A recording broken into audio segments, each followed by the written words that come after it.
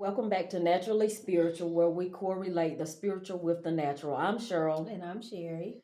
and we're going to continue this month theme of love. Right. So let's go ahead and get right into it. Yeah. So a lot of you probably received a text last night without the video, and we got some slack for that today. So we talked about it, and we'll Right. just brief on that. And as Sister said, we'll talk about love. And the one thing that you have no choice in the matter about is the family that you're born into. So true. In some familiar relationships, they're rocky, but the good news is you can repair them. Right. And I know that one way that, excuse me, that you can repair a relationship is through the love that you have for that family member or by the love of God. Because if you have God, then you have love.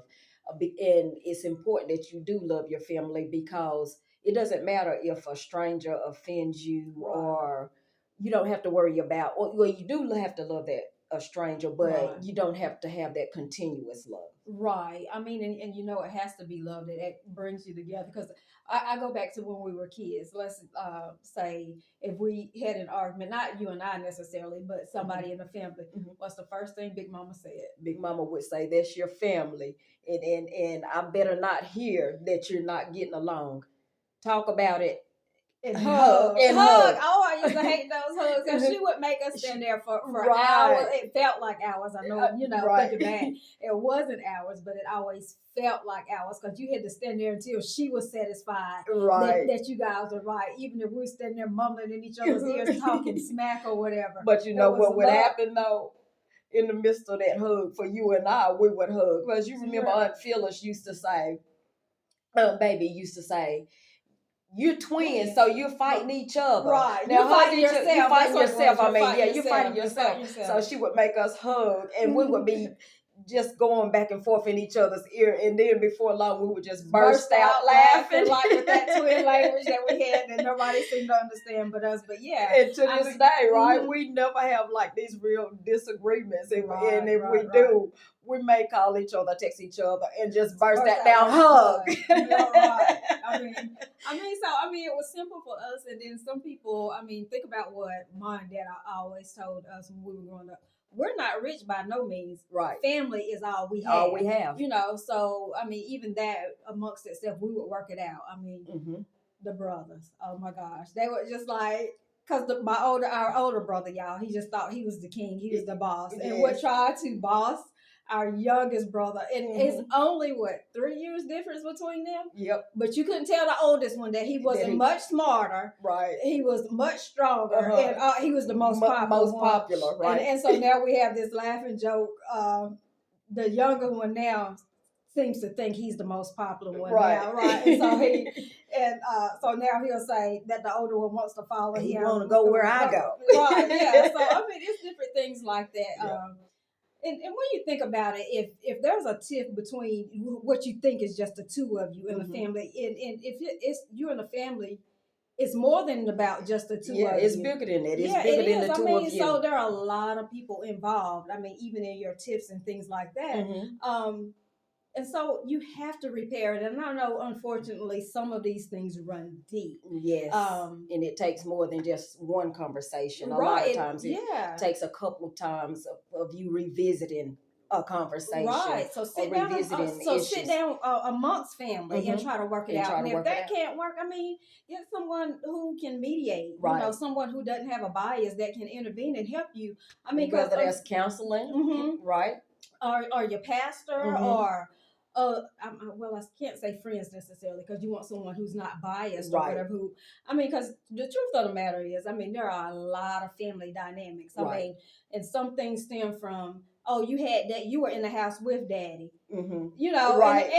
And then you don't know what daddy put the ones that were in the house. You don't know what he put them through. Yeah, because if you ask them, daddy or mama, they'll be like, well, all we got over here on this end was them comparing us to you. Right, you know? So, I mean, it's that kind of thing. And it's, she's the baby. She got the most love and got the most attention and things like that. I mean, and even just thinking about my kids, my 3 boys,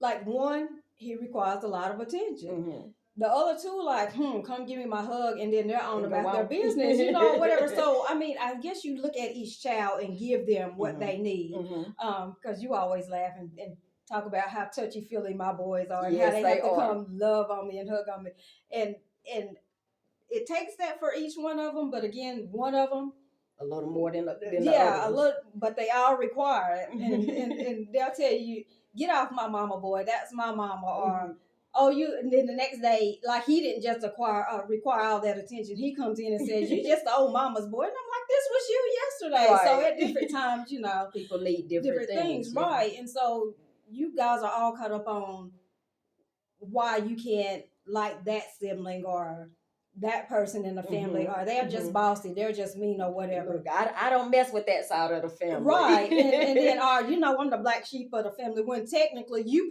made yourself the black sheep of the family or whatever. But at any rate, I mean, just love on your family, because at the end of the day, that's all you have. And there are some people who are in the grave, and then you're sitting back talking about, I wish I would have, could have told them. True. I could say, I would have said, I should have said, when it was simple, because when you think back, you don't even remember what your tip was to begin with. Right. Yep. I mean, you got all these things. And in the grave, it's too late to rectify, right? Right. It's too late, you guys. So, I mean, go look on your family, love on your family, hug on your family. Just stand there and hug. You make me sick. We're picking, guys, but that's what it was. And we didn't think about it, but even then it was teaching us forgiveness and how to love on, and move on, right. I should say. So, I mean, as I said, reach out in Olive Branch to whomever. Right.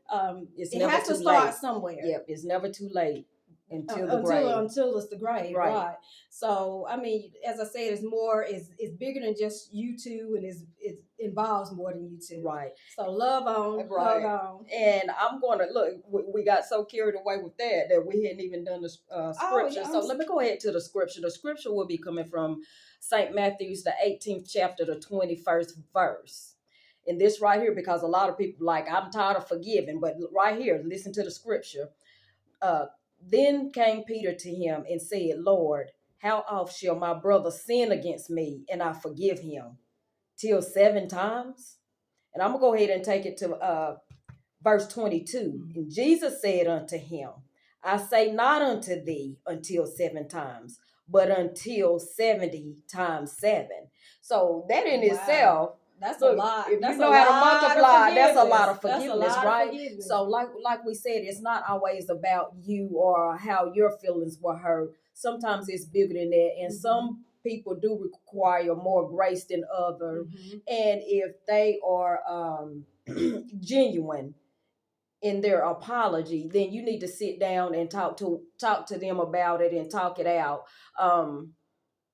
Because the word also says, if you have aught with your brother, then you are supposed to take that brother, take someone with you to apologize to them. And brother means your brother, your sister, anybody really.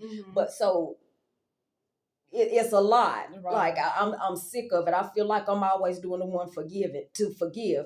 And a lot of times that may be the case. But you just don't know the amount of love that you show through your forgiveness may be the thing that changes them. Right. I mean, right. And again, that forgiveness, it makes it better for everybody. And as we said, sometimes it's stemmed deeply, from secrets family secrets. That's being kept. And it could be it could just be frivolous things. And unfortunately, it can be serious things too. But, Mama's tired of just cutting. Mama's like, I cut up this whole chicken, fried this chicken. I shook this corn. I made 10 pounds of potato salad. I made Southern style cornbread. I want my family together to come and eat, but Mama can't do that because Mama got to go put a plate up because somebody won't come if somebody else is here. And it's like, how are you family, but you're so far apart? Right. So, again, everybody, I mean, in all seriousness, love on, hug on, forgive. Exactly. Heal. And heal. The main thing, heal. Heal and repair these relationships. Yes. And we know that we went on a tangent. Look, this video is a little longer than others, but it's important and imperative that people know that they should forgive, right? Yeah, especially family. Especially family. So with that being said, we're going to close this video. So if you like us, hit the like, share, and subscribe button. Go heal, family.